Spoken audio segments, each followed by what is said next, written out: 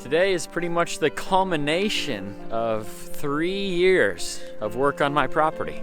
So it's my tree planting day. It's my 4th year planting trees, but this year I only got 6 more cherry trees. I got some that are more bush type trees as well, but here's what I've done so far. So essentially my yard is set up in groves. So I have different little fruit tree groves all over the place. So there's a patch here that has maybe 10 different fruit trees in it. I have another patch up in the chicken yard. I don't know if you can see it all the way up there. Have another grove right here, and then down my property there's a smaller grove in the middle of those 2 honeysuckles, and then one way beyond down by my mature apple trees. So over the last 3 years I planted 52 fruit trees. I have 6 more cherry trees that kind of fit into the final master plan here. Of the 52 I originally planted, I only lost 2. So the 2 of the cherry trees are gonna go there, and then I'm gonna put 4 here on this side of the garden. Some people say I'm crazy maybe for putting trees next to the garden, but if I put them on this side, the sun actually comes across this side of the sky all year. So I'm not really worried about the trees ever, providing shade in the garden. I'm planning to cut them back pretty aggressively every year and just kind of use it as another experiment. I think we need to always be experimenting, especially with stuff like this. I don't know, I'm always looking for like a different way to garden, a better way to do things. How can I get more of a harvest or a yield over time? And I'm thinking this is going to be a really good spot because this is downslope and all the chicken yard. You can only imagine how fertile that is from the chickens being in there all year long. Plus I'm thinking if I get the trees in here, I can maybe create a little lane that the chickens could be in all summer, and then they can help me with provide a weed barrier here along with all the perennials I'm trying to put in there as well. So let's get to it.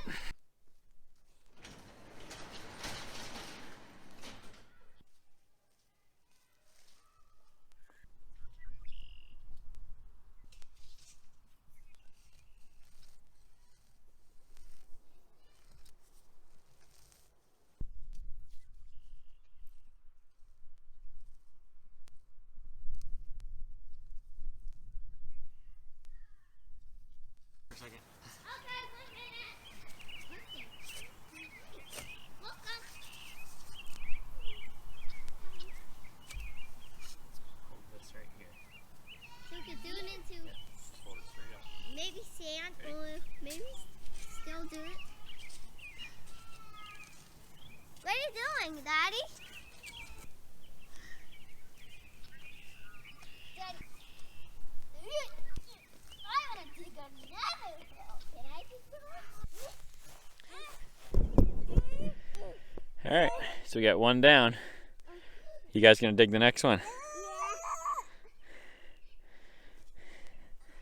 Not sure if you have the weight quite yet. At least they try,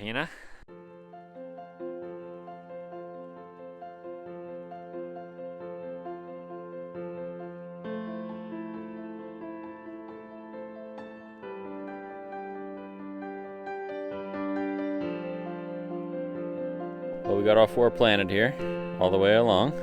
Got the nightly chicken chase here. You guys got them all in? You got them all in? Got a rooster here yet. What are you doing with the rooster? Well, we're out of light for tonight. Gonna have to continue this tomorrow.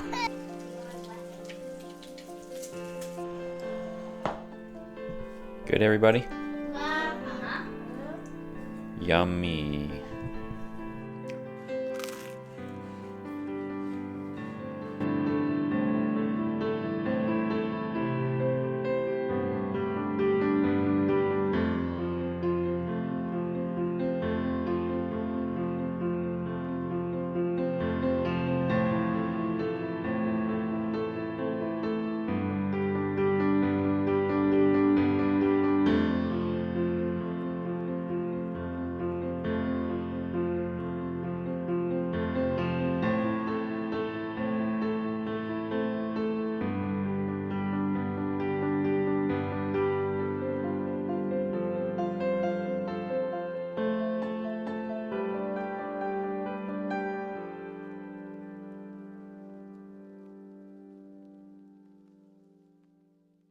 So Malika and I got those drone shots the other night after we planted trees, and it's just a beautiful, just a perfect night.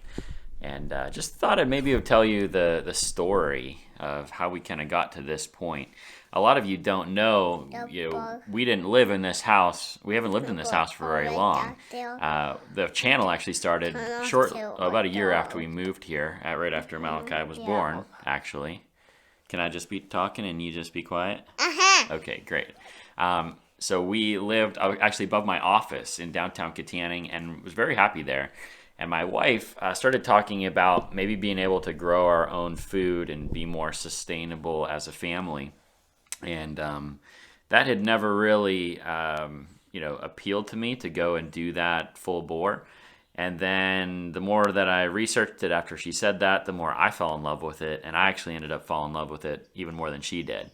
And so we started looking for houses, and we found this place. Just kind of, God just, moved mountains, and this fell into our lap and allowed us to live here and pay it off quickly, and now invest in the future of this property. And it's very exciting to see what is happening. So when we started, there was this was just one big lawn. The property's a little over 3 acres. There were some bushes. There was the asparagus beds, and the apple trees were already here, but there was no garden. There were no fruit trees. There were no berry bushes. None of that stuff was here at all. And so we've just been gradually planting and multiplying things over time. I got into researching permaculture, which is just a design technique for planning your property to produce food in a really sustainable way, focusing on perennials, focusing on catching water and catching resources and nutrients. And so I've been trying to apply those things at a very amateur level, but I'm really, really happy with how it's going so far. So when I look at my property now, I look at it as kind of this big test bed for potentially a community garden in the future. Go see baby chicken house. You want to go see the baby chickens? Nobody on here knows about the baby chickens yet. You can't reveal those kind of secrets. Okay, you gotta be quiet. All right. Yeah. Okay. So right now, when we did the first community garden, we started to use those principles, and it worked really well. We were planting, and we had the wood chip gardening there, which helps to keep the moisture in, helps to keep the bugs and the weeds down, and all that stuff was going well. And for a first-year garden, I thought it went really great. But now I'm testing things about doing more perennials and doing things that are even more sustainable, so we don't have to rely on wood chips in the future. And so I'm looking at my property as kind of big sections of groves that are all over the place. So if I start at the top of my property, at the very top of my property, there is a little food grove there that's starting now. I actually planted the trees first, and now I'm planning on creating garden beds in between that, and it'll be an alternate garden space for us. So my hope is that I'll be able to alternate the chickens back and forth between one garden and another, because I have a coop there that's not mobile at all. But I have the fences, which are very mobile, and so I can move them from one area to the next. I'd love to see in Kittanning Borough someday if they allowed chickens in an ordinance. Wouldn't that be so cool if we had a community garden that actually had our own community chickens there too? We could have one caretaker of the chickens, and the chickens can then do an incredible amount of work for you. If you look at my garden in the fall, a lot of times I'm not even really prepping a whole lot of stuff. I just leave all the plants there that are in the garden, and then I let the chickens loose. They clean up all the seeds. They clean up a lot of the old weed seeds. They are getting out pests, and then they're tilling and fertilizing. And so they do this absolutely amazing job, and they do it for free or just for a little bit of feed.